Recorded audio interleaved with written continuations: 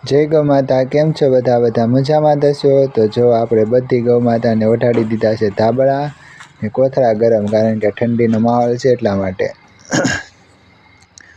તો જો બધા બેઠવા પણ મળ્યા છે અને આ કોથળાના કરી નાખ્યા છે પડદા, એટલે ગૌ માતાને ઠંડી પણ ન લાગે, ઠંડો પવન પણ ન આવે એટલા માટે. ને જો બધા મીડા બેઠવા.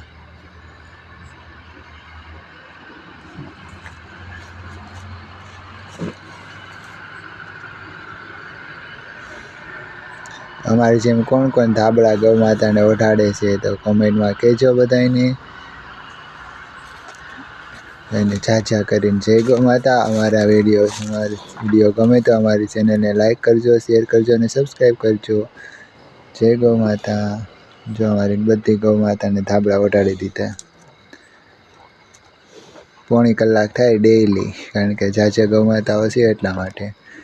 બધાને ઓઢાડી દેવાના, પછી પડદા પાડી દેવાના. લાઇટ ચાલુ હતી કે ને એટલે આ પડદો નથી પાડ્યો, હવે એ પાડી દઈશું.